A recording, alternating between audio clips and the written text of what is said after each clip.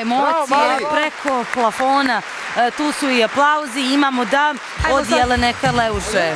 Sada Elsa malo brži ritam servira. Šta misliš, šta je njegova ultimativna moć? Emocija ili brži ritam? Mislim emocije.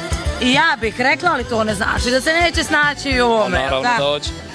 Pucali Sjever Crne Gore na 4 glasa. Naravno. 4 da. Ovo je vazduh.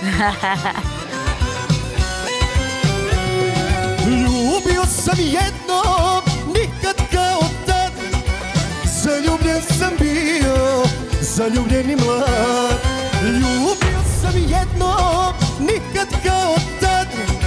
Zaljubljen sam bio, zaljubljen i mlad.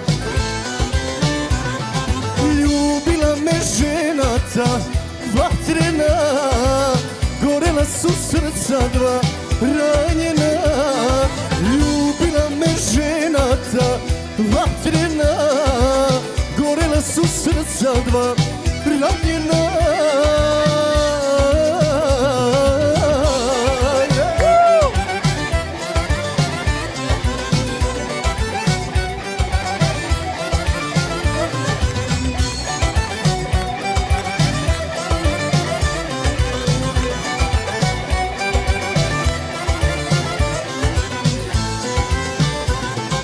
Ljubila me žena ta vatrena, gorela su srca dva ranjena.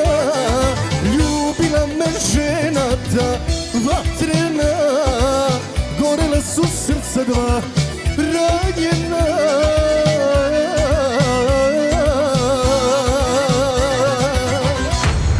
Yes!